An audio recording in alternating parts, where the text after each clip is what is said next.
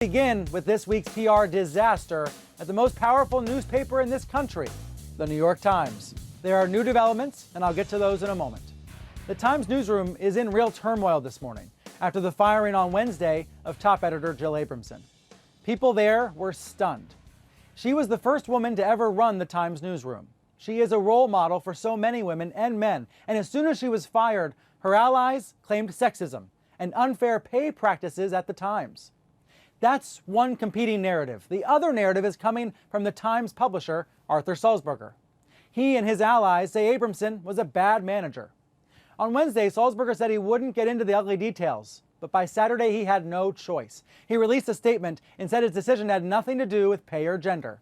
Then he listed his problems with her. Look at this: arbitrary decision-making, a failure to consult and bring colleagues with her, inadequate communication, and the public mistreatment of colleagues. Pretty strong stuff. Now, I worked at the Times for 6 years. That means I worked for Abramson and the editor that came before her, Bill Keller. They were very different editors. Abramson was and is brilliant, but she wasn't necessarily a people person. She could be gruff, even rude. When I told her that I was thinking about leaving the Times for this job here at CNN, her attitude made it easier to leave.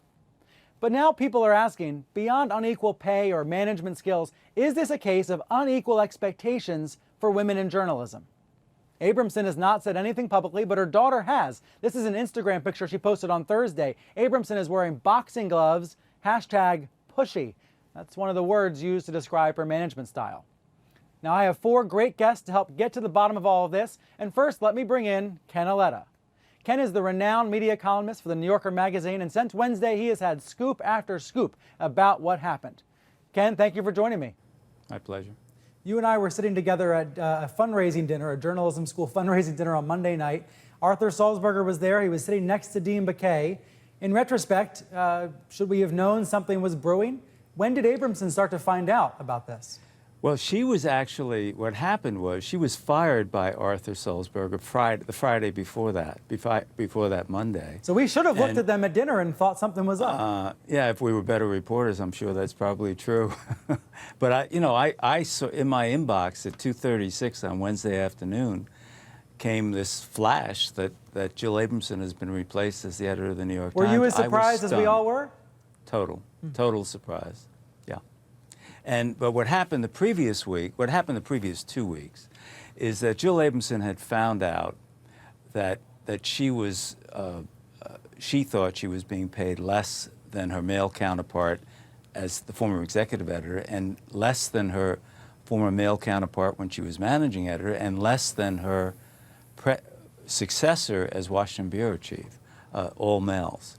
And she was upset. She went to Arthur Sulzberger, the publisher. She went to the CEO, Mark Thompson, and raised some questions about it and complained. She then hired a lawyer to talk to them and to negotiate it.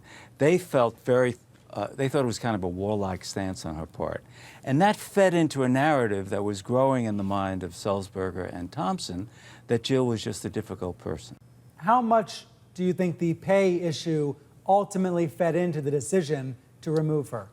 I think it fed into the narrative. I think it was just one factor of many factors. But if you think about it, she was basically challenging them.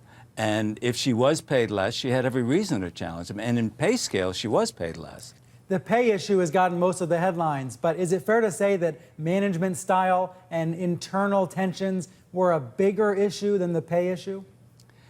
I think they all came together. I think there was a narrative in their mind, a single narrative, which was that Jill was difficult. I think the pay issue helped contribute to that narrative, as did the way she treated some of the staff, as did the confrontation with Dean Baquet. And in my experience, Jill could be difficult at times. I worked with her for years. You've known her for years. Is it fair to say that she could be difficult at times? Oh, absolutely. In fact, of course, so could every editor.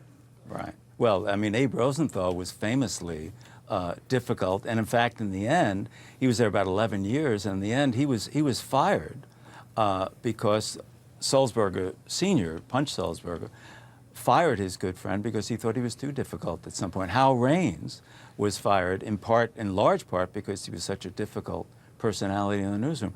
You know, and yet on the other hand, here's the conundrum.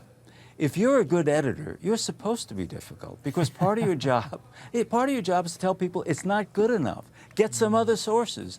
Give it another rewrite. That's your job, and you want an editor to be tough. And she was, and she's a spectacular journalist. No one has questioned that. The question is, was she a collaborative personality? Was she someone who brought people along? And some people thought she did, but many people, including, most important, the publisher, the New York Times, did not. Ultimately, this story is about the publisher. The New York Times is special in part because it's a family-owned newspaper. But I'm seeing a lot of people in the last few days ask about the competence of the publisher. Well, you know, one of the questions is that the publisher has two tasks. One is to protect the journalism, and Arthur Sulzberger Jr. has done a brilliant job of protecting the journalism and protecting the newsroom. I mean, that newsroom is still 1,100 people worldwide. It's very unique for that reason. And it's the world's greatest newspaper, in my judgment. But a publisher's job is also to protect the business side of the paper. And the Times, as a business, is not a good business. So in that sense, he's failed. When you read the innovation report that was circulated inside the newspaper in March and then leaked via BuzzFeed this week, you come away with the sense that the paper has a lot of catching up to do on the digital front, and that could be read as a real criticism of Jill Abramson. Oh, I think it was. And don't forget, the other thing that happened is that Sulzberger's son, who was the chair of that task force and who wrote that report, he was going around that newsroom and he was basically finding out things about how people felt about the management, meaning Jill Abramson. It's hard to imagine working at any company and having the boss's son roaming the halls, learning about how you're performing. Yeah, I think that she felt close to him and felt he was a talent. But, you know, he represents the family and the ownership of that institution, and he's going to give his father unvarnished advice. Before we go, let's talk a bit more about her last days and weeks at the Times. You talk in your stories about her hiring a lawyer. It seems preposterous to me that the Times would fire someone who just brought in a lawyer about their employment practices. Isn't that almost setting themselves up for a lawsuit? Well, potentially. You know, there is federal and state law that basically says you may not terminate someone if they've come to you about their pay, and you then terminate them. I mean, and it's mostly done to protect women. Is a lawsuit possible in this case? What have you heard? I don't know whether. I know that Abramson's friends are very aware of this and have talked about it. Now, whether they're going to do something about it, aware of what? Aware of the. Aware of the question: did the Times fire her in some large measure because she complained about comparable pay? So you think it is possible we could see something filed? I think it's possible. You know, one of the questions becomes here what does Jill Abramson want to do? Does she want to have? She's gone underground. You can't get her on the phone. She's off the Times email. I've left word on her cell phone. She doesn't respond. Obviously, I've talked to associates of hers or friends, but you know, is she going to want to be as combative as that picture of her on Instagram with boxing gloves? That's a question. I don't know. Ken Auletta, thank you so much for answering all of my other questions here this morning. Thanks, Brian.